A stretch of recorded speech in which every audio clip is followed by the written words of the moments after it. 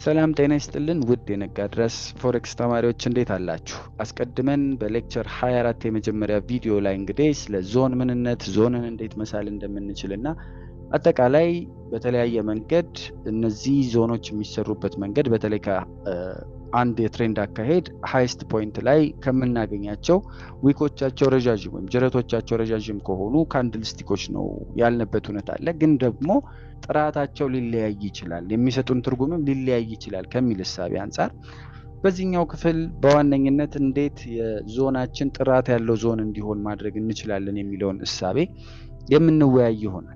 በዚህ ኬዝ እንግዲህ ሁሉም ዞን እኩል አይደለም፣ ወይም የምንስላቸው ሰፕላይም ሆኑ የዲማንድ ዞኖች ዝም ብለን በቃ አሪፍ ናቸው፣ ሁሉም አንድ አይነት ናቸው፣ ሁሉም ልክ ናቸው ልንል አንችልም ማለት ነው። ከዚህ አንፃር አንዳንድ ዞኖች እንደ ኮንክሪት በጣም ጠንካራ ሆኖ ልናገኛቸው እንችላለን። አንዳንዶቹ ደግሞ እንደ መስታወት በጣም ተሰባሪና በጣም ቅጥን ያሉ ሆኖ ልናገኛቸው እንችላለን። በዚህ አካሄድ ውስጥ እንግዲህ መጀመሪያ አወጣጥና አወራረዱን ይሄ ዲፓርቸር የሚባለው which is ዋጋው ከዞኑ ሲነሳ እንዴት ነው የሄደው የሚለው።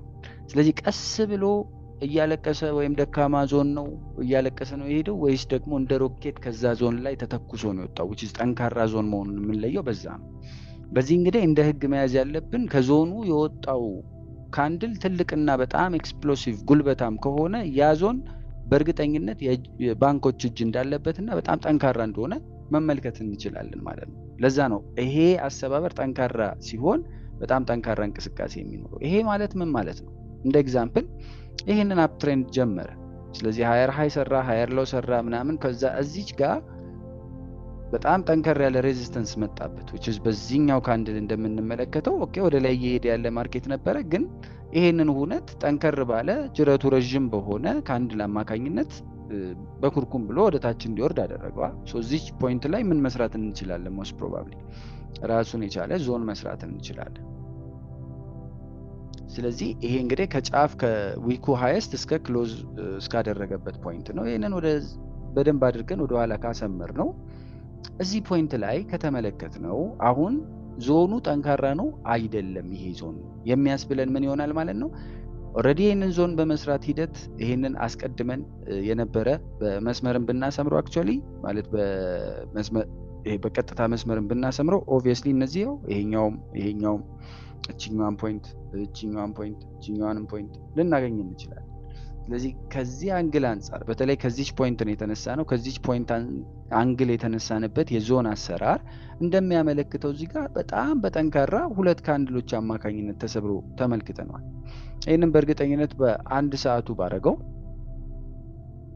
ላይክ ምናልባት ይሄ ዲፍረንስ ይፈጥራል። በ4 ሰዓት ስላደረኩት ነው። ይሄ ዲፍረንስ የሚመጣው እንዳልኳችሁ ኤክስኪዩት እንደምናደርግበት የታይም ፍሬም ይወሰን። ስለዚህ ከፍ ባለ ታይም ፍሬም ስዊንግ ትሬድ የሚያደርጉ በዛኛው መልኩ ያደርጋሉ፣ የማያደርጉ ደግሞ በዚህኛው መልኩ ማድረግ ይኖርባቸዋል ማለት ነው። ዞሮ ወደ 4 ሰዓቱ ልመልሳችሁና ሲንስ ኤግዛምፕሉን በሱ ስለጀመርን ማለት ነው። ከዚች ፖይንት ተነስተን ነው እቺኛዋን እንደ ሬዚስተንስ ፖይንት አይተን ኦኬ ሬዚስት ተደረገች።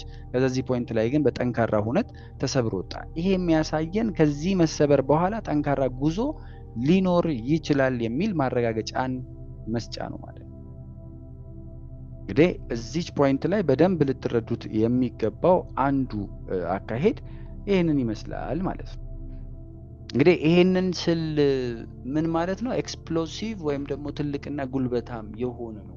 ስለዚህ ሜጀርሊ በባንኮች እንቅስቃሴ ውስጥ የመጣ የሚሆን ከሆነ ደግሞ በቀጣይ የሚጓዝበት መንገድ ጠንካራ ይሆናል ነው። በዛው ልክ ደግሞ ተመልሶ መጥቶ ይሄንን ዞን እንደ ሰፖርት ሲጠቀመውም በዋነኝነት ይሄ ኤሪያ ጠንካራ ለመስበር አዳጋች የሚሆን ኤሪያ ይሆናል። ለምን? እዚህ ጋር በጣም አደገኛ ገንዘብ ገብቶበት ተተኩሶ ስለነበረ ያንን የሚያክል ገንዘብ ለመሸጥ የሚችል ጠንካራ አካል ሪቴል ትሬደር ላይኖር ስለሚችል ማለት ነው። ስለዚህ በዚሁ መልኩ ተመልሶ በጥንካሬው ወደ ላይ ሊወጣ እንደሚችል ማሳያ ይሆነናል ማለት ነው። ከዚሁ ባለፈ ይሄ ፍሬሽነስ የሚሉት which is ትኩስነቱን። ስለዚህ ዞኑ ስንት ጊዜ ተነክቷል? አሁን ወደ ኋላ ከተመለስን ይሄንን ሜቢ በዋን ዴይ ደግሞ ኤግዛምፕል ለመስጠት ልሞክርና ሌትስ ሴ ይሄኛው አክቹሊ ግዴታ ያው ዊኩ በጣም ረጅም መሆን አለበት ማለት አይደለም እንደ ግዴታ።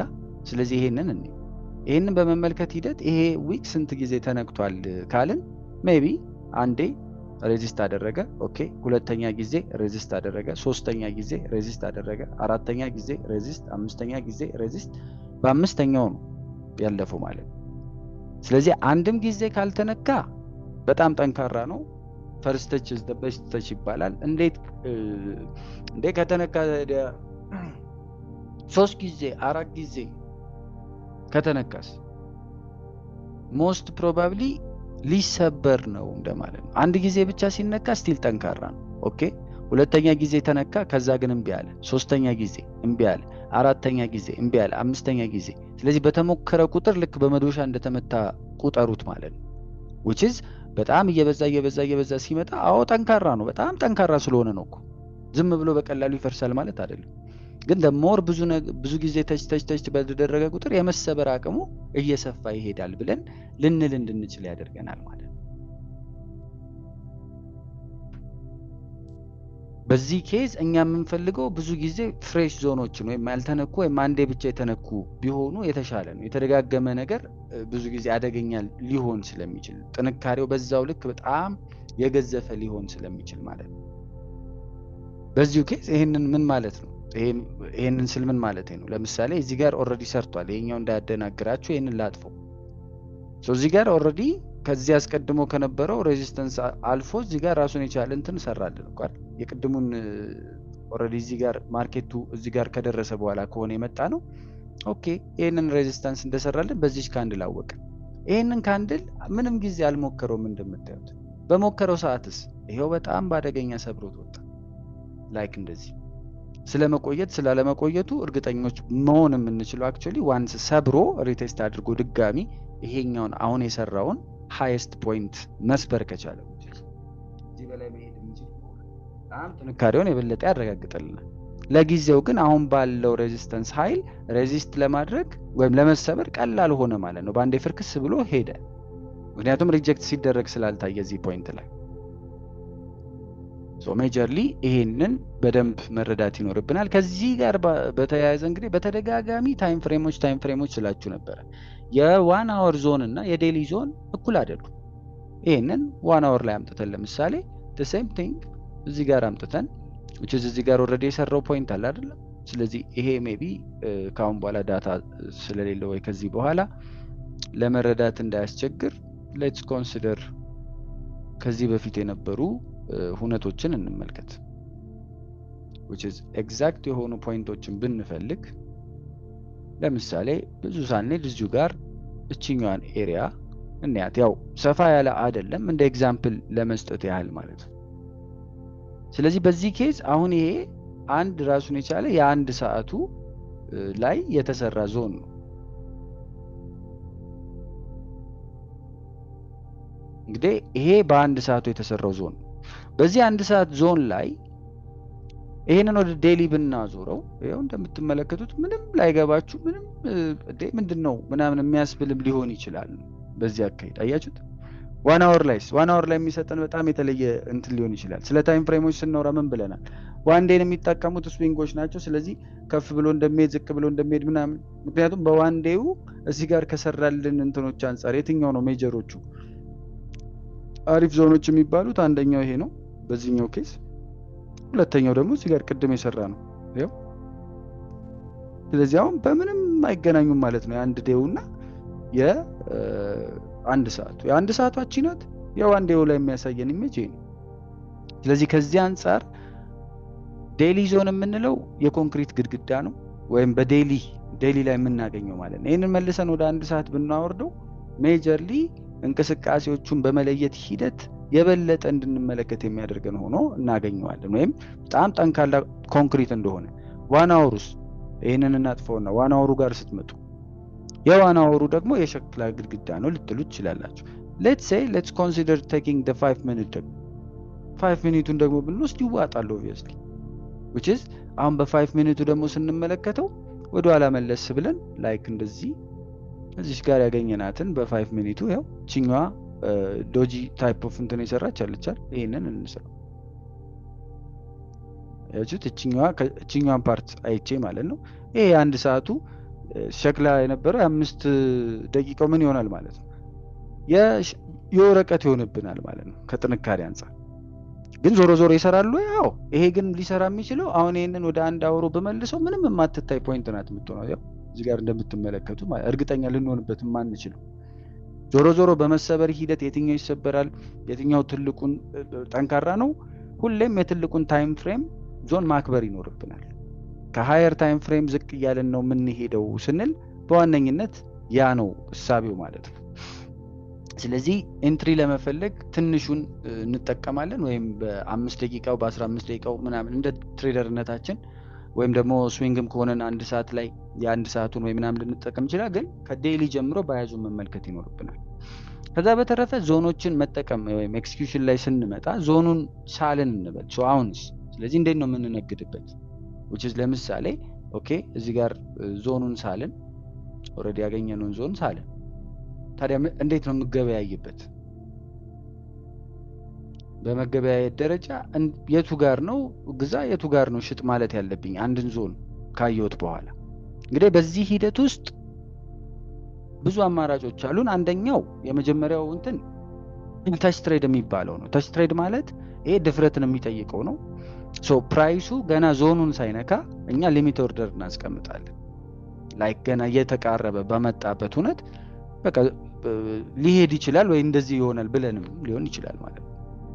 ለዚህ ሊሚት ኦርደር ነግራችኋለሁ ምን እንደሆነ ልዩነቱን። ሰፕላይ ዞን ከሆነ ሴል ሊሚት ነው የምናስቀምጠው፣ እንትን ከሆነ ደግሞ ባይ ሊሚት። ስለዚህ ይሄንን ሰብሮ የሚያልፍ ከሆነ ይሄንን በቃ ልክ ዋጋውን ያቺን ፕራይስ ነክቶ ትሬዱ ይከፈታል ማለት ነው። ይሄ ስናይፐር ኢንትሪ ይባላል። በዋነኝነት ግን አደገኛ ሊሆን የሚችልና ለማንም ምክር የማይሰጥ ነው። ኮንፊርሜሽን ትሬድ ደግሞ የሚባለው ብልህነትን የሚጠይቅ ወይም ብልህነት በቃ ብልህ አካሄድ ነው የሚባለው ደግሞ ኮንፊርሜሽን የሚባለው ነው። which is ዋጋው ዞን ውስጥ እስኪገባ እንጠብቃለን እዚህ ውስጥ። ከዛ ዞን ውስጥ ምን እንደሚያደርግ እናያለን። if it is going to break out ሪቴስት ካደረገ ወይም ወደ ኋላ መለስ ካለ በኋላ ገባለሁ። ያው ወደ ኋላ መለስ ብሏል። ይሄ ሂጅ የሆነ በጣም ጠንካራ የሆነ በዚህ ዞን ውስጥ የገባ ነገር ስለሆነ እዚህኛዋ ካንድል ላይ ለማግኘት ሄዳለሁ። ስለዚህ እዚህኛዋ ካንድል ላይ ካገኘኝ በኋላ ኤኒዌር ከዞኑ በታች ከገባ ውጣልኝ ይላለሁ። ይሄንን 1 to 2 ወይም 1 to 3 ቆጥሬ እንግዲህ አንድ ሪስክ አድርጌ 3 አገኛለሁ በሚለው ይሄዳለሁ ማለት ነው።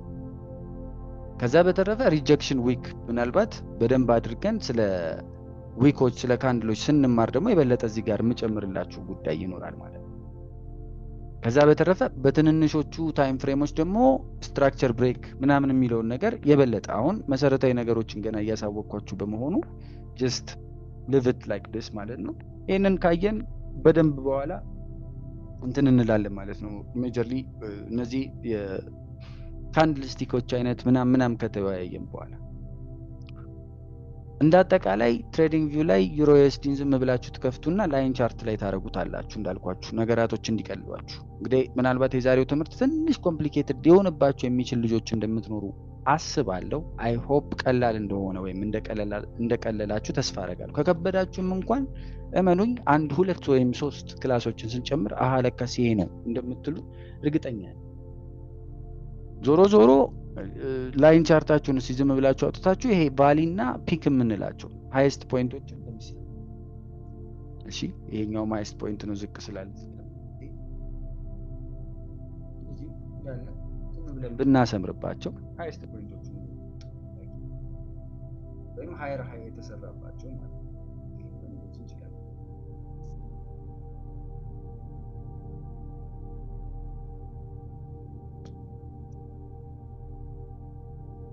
እዚህ ጋር ኦሬዲ ተፈጠረ፣ ድጋሚ ሞከረ፣ ሰበረ፣ ሪቴስት አድርገ ሄደ፣ እዚህ ጋር መጣ።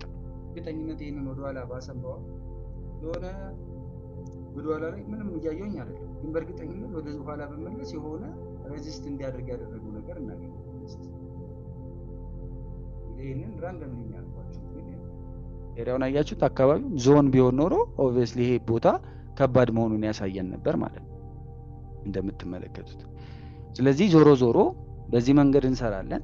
አሁን ወደ ካንድል ስቲክ ቻርት ለመመለስ እንሞክራለን። ከዛ በፊት ግን ያሰመርናቸው እነዚህ ሬዚስታንስ ፖይንቶች ናቸው። ስለዚህ እነዚህ ሬዚስታንስ ፖይንቶች ናቸው። ምናልባት ይሄኛውን እናጥፈው እንዳለ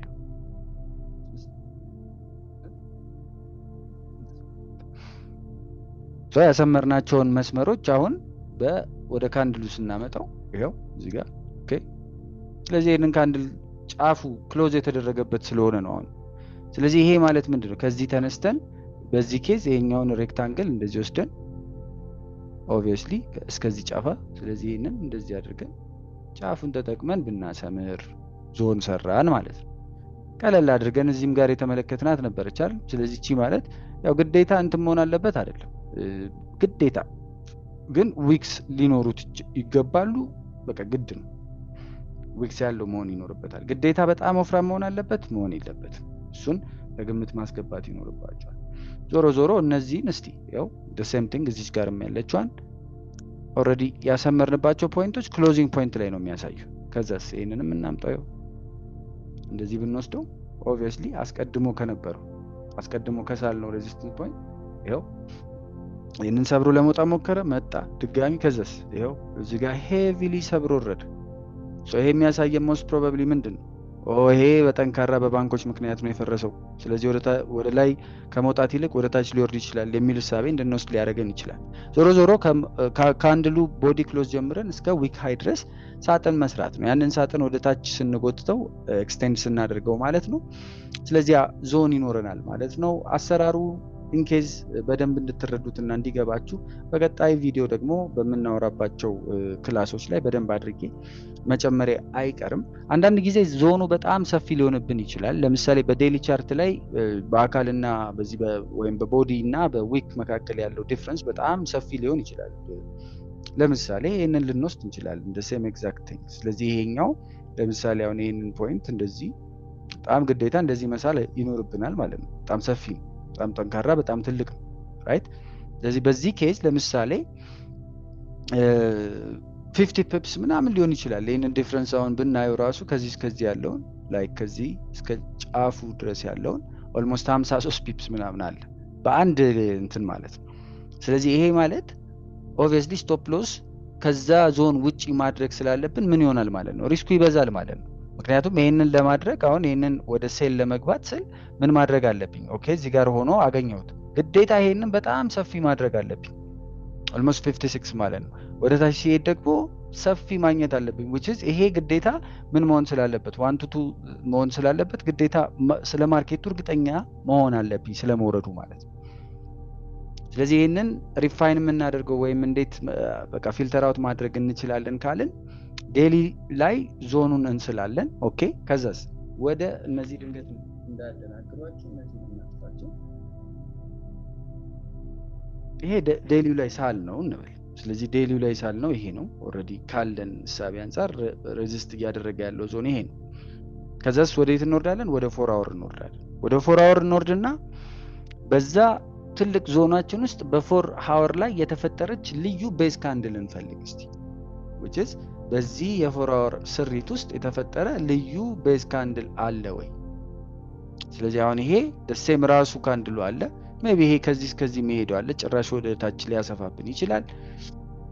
ሜቢ የወሰድነው ኤግዛምፕልም ትክክል ላይሆን የሚችልበት ፖይንት ቢኖርም ግን ሪፋይን በማድረግ ሂደት ዞኑን ለማጥበብ በ4 አወር ካንድል ለማጥበብ ከፈለግን ሜቢ ይሄንን ሜጀርሊ ወደ ኋላ ብንመልሰው በእርግጠኝነት ሌሎችን ማግኘት እንችላለን። ከወሰድነው ኤግዛምፕል አንፃር ግን ይሄንን ልናጠብ የምንችለው ወዴት ይሆናል ማለት ነው? ሞስት ፕሮባብሊ እዚህ ጋርም የተሰራ ሁነት አለ አይደል? ወደ ታች ከመመለሱ በፊት እዚህ ጋር ሪጀክት ሲደረግ፣ ስለዚህ ይሄንን ወደ ታች አድርገ ነው እቺኛዋን ፖይንት ደግሞ ለመውሰድ እንሞክራለን ማለት ነው። በ4 አወሩ እቺኛዋን ካንድል ደግሞ ለመውሰድ መሞከር እንችላለን ማለት ነው።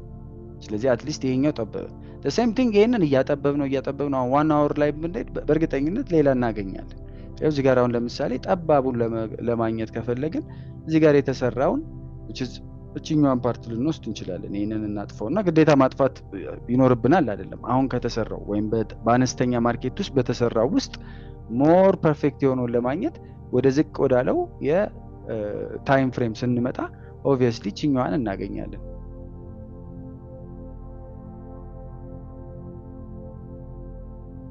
which is ከዚች እስከዚች ያለችዋ ካስፈለገ ደግሞ እቺኛዋንም ልንወስዳት እንችላለን አስቀድሞ ስለተፈጠረ ይሄንን ዝቅ በማድረግ ላይክ እንደዚህ።